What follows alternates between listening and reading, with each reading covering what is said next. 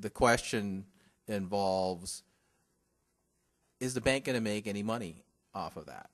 And so from the point of view of one group of people saying, yeah, we will, I'm not particularly attuned to this particular issue you just asked about. But the first question I would ask is, like, are you sure there's a payback on this?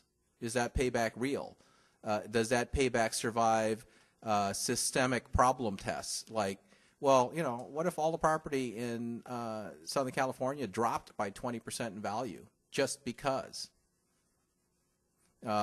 What if a catastrophic scenario involving vacancy rates that look like Detroit were to occur here, just because? I mean, because you don't know these kinds of things, and you have to, and these are the outlier scenarios that you're not going to get on a loan-by-loan basis when you talk to a bank, but it is the kind of stuff that you're going to get on a policy basis when the central portions of a bank that are trying to look at whether or not they're going to get active in a particular thing because there's a profit to be made. And remember, we still live in a capitalist country. We got to make a buck at this stuff, or it's just not worth doing.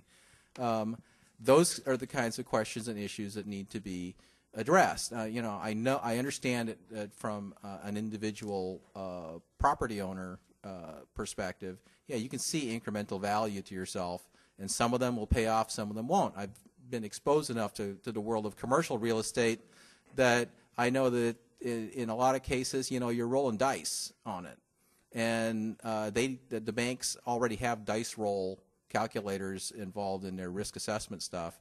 But if you're going to ask them to say, hey, we want the city to roll the dice on this one along with everybody else, there's some proof that has to happen there, and I think it's probably incumbent on whoever it is that wants to get that case made, particularly if you're going to bring it up in front of the city council. As we all know, with city council stuff in the city of Los Angeles, you need an amazingly huge preponderance of evidence in your favor to get something to move.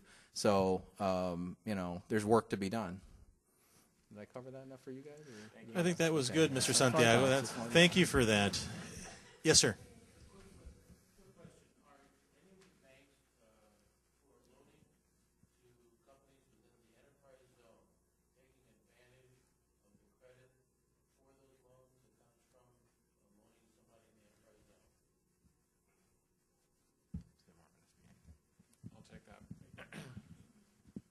We're really not, as far as being able to, as far as the interest is concerned, the tax deductibility, what have you.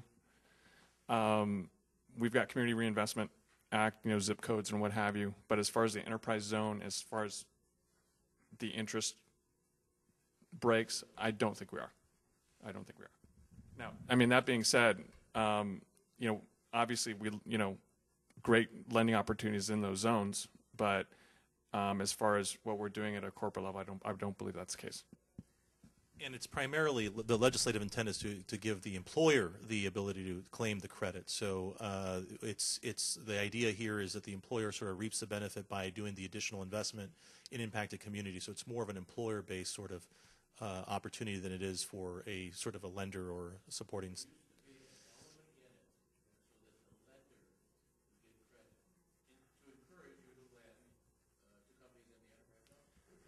We have, there are a variety of programs out there. There's something called New Market Tax Credits, and we have a whole department that specializes in that. And but I'll give you an example. Last year, talk about industries that we lend to. Last year, there was a big push and a huge demand in the nonprofit school business.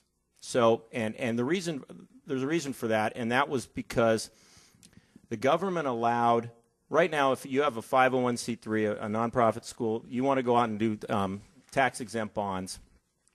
Because you're not a rated school, take Buckley School or Campbell Hall or any of these other schools that are around here. I mean, all the private schools you can probably think of are doing this. If they're not rated, they need a bank to stand behind them. They need to borrow the bank's rating. So we provide the credit enhancement for that institution, and we will underwrite the school as if we're making a loan. We're going to provide a letter of credit that supports the bonds. Some of those letter of credits, that were backed by banks. The banks had trouble, and all of a sudden the school's cost of funds went up. Well, there's an opportunity then for banks, certain banks, to come in and buy those bonds. So we would come in and purchase the bonds directly. It's called a bank qualified bond purchase. And we were able to deduct the interest, or we had a favorable tax treatment on the interest. We pass that straight to the customer. So if the loan was 4% to any other customer, this borrower only paid 3% on the loan. They got probably about a 25-35% reduction in their financing costs because of the benefit that we received. We received it and we passed it to the customer. And it was big business for us last year. And this year, and that incentive, by the way, went away. It went from $30 million down to $10 million. So, In the back there. About 36% of the Los Angeles County and surrounding area of commercial activity is engaged in the logistics arena. There are two major events on the horizon with respect to logistics. One is the Panama Canal being completed, the expansion of it now, and the other is the new aircraft that are being employed that can effectively overfly Los Angeles. That would seem to me to have a pretty dramatic impact on the capacity of the logistics industry, which is very capital intensive, to be able to go to you two gentlemen and say, hey, we need new trucks, or we need to improve our waterfront facilities, or things of that sort. Do you foresee that happening in the next couple of years?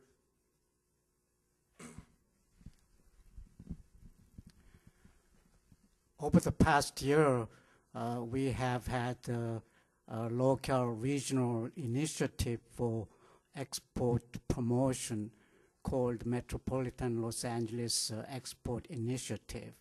It's the amalgamation of City of LA, Chamber of Commerce, Lending Community, and SBA.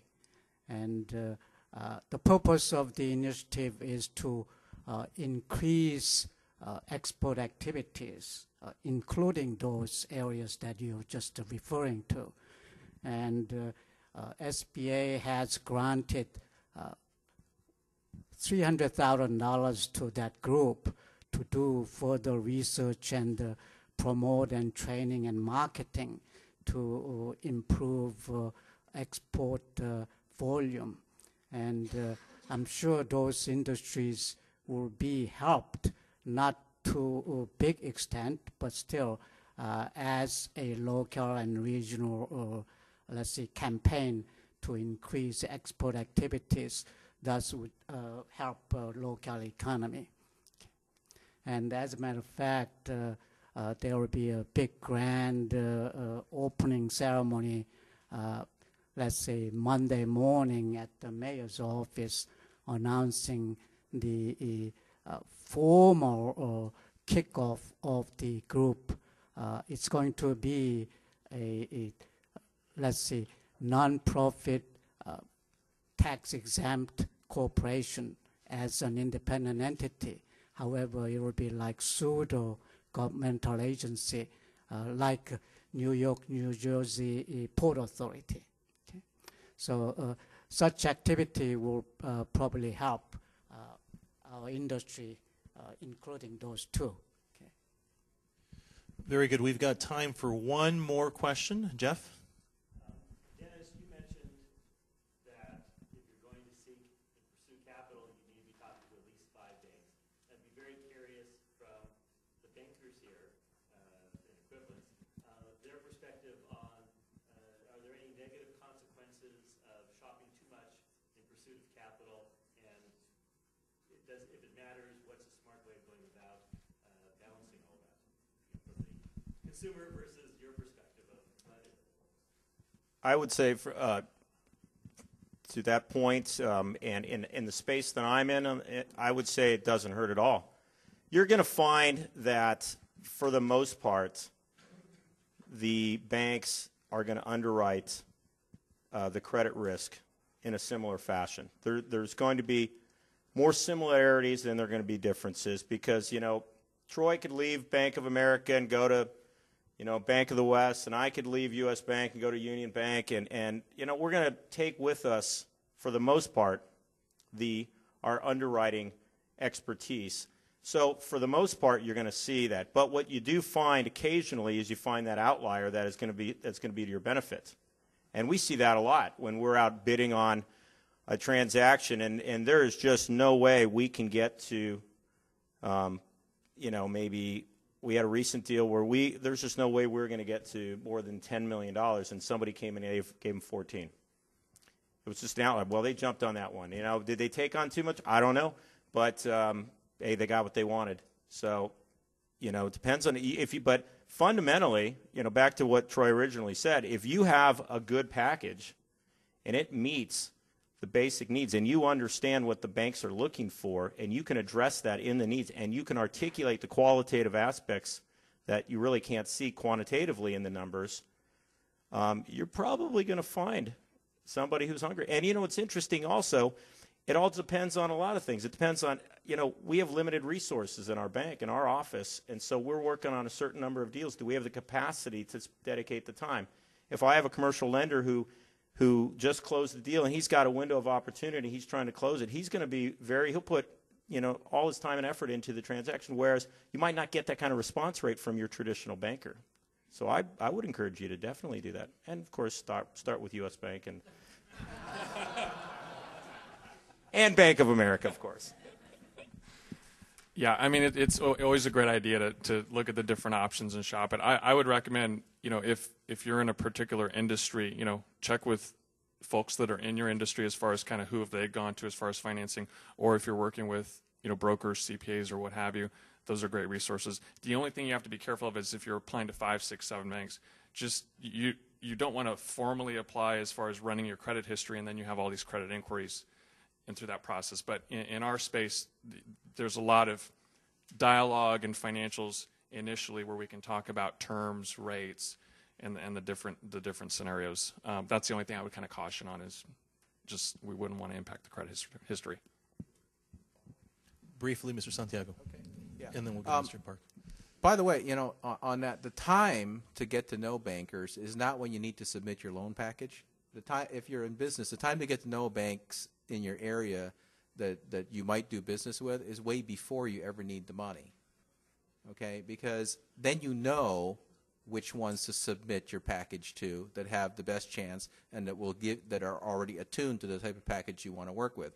That's the diligence that I was talking about earlier. Know that banking is a competitive space and you can take advantage of it. Thank you. Unfortunately, that is all the time that we have for this panel. Before you leave, I want to give you a couple of announcements. Please be sure to fill out the exit survey and hand that back into the VICA staff. The luncheon program begins at 12:45, so in the meantime, we're encouraging you to attend all of the booths and the exhibits. And as we end, I'd like to again thank our panel sponsors, U.S. Bank and USI, as well as a track sponsor, Clear Channel Outdoor, and let's give our panelists a big round of applause. That concludes our program. Thank you.